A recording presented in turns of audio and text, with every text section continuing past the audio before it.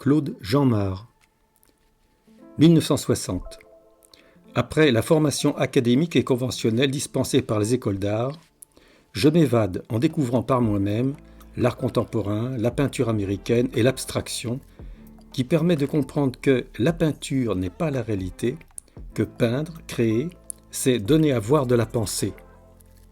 Dans les années 80, je fais le choix de la peinture acrylique sur toile polyester, qui permet d'allier vitesse, spontanéité dans l'expression, liberté du geste et agrégation de différents matériaux, comme les terres, la poudre de marbre, etc. C'est aussi le choix de la série, qui permet d'approfondir un thème. Au début des années 90, un voyage dans le nord de l'Espagne, de Saragosse à Burgos, me procure une intense émotion quand je découvre la peinture sanglante des retables enchâssés dans l'obscurité des chapelles et des cathédrales.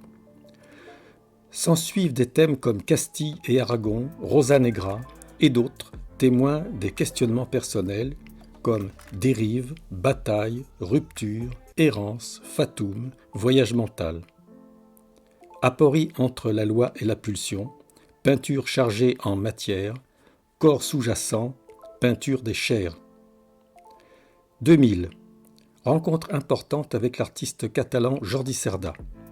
Nous démarrons alors une collaboration qui dure encore, initiant un processus que nous appellerons parallélisme, une œuvre commune co-signée. 2004, un grand tournant.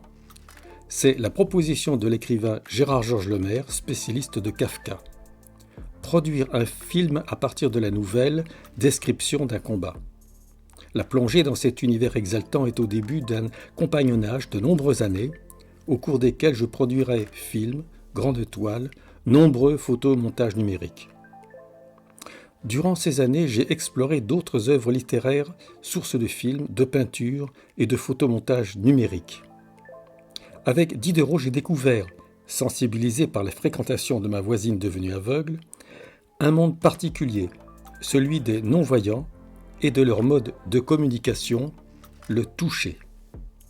Mon intérêt de toujours pour le corps m'a poussé à explorer le dessin en aveugle par le toucher seul. Les yeux bandés, celui qui dessine touche le modèle, qui à son tour dessinera par le toucher l'artiste. Ce seront les répliques. Il s'agit de dessiner ce que l'on sent et non pas ce que l'on sait. Les séries des géantes envahissent les murs de l'atelier sur des calques polyester de 2 mètres par 90, peints aux encres de couleur, à partir de dessins en aveugle, repris par ordinateur, agrandis et projetés.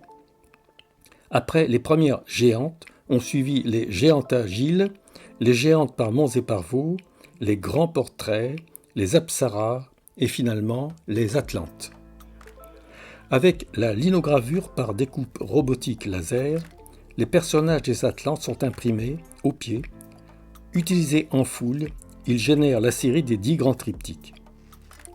2022. Aujourd'hui, le travail en cours s'appelle couple-colonne. Pour la première fois, je souhaite installer dans les 2 formats de la colonne des couples. Femme-homme, femme-femme, homme-homme. Avec le 5e couple-colonne, j'ai systématisé le travail recto et verso jusqu'à obtenir une œuvre pouvant se regarder des 2 côtés. Le recto civilisé, voulu, et le verso primitif, inattendu.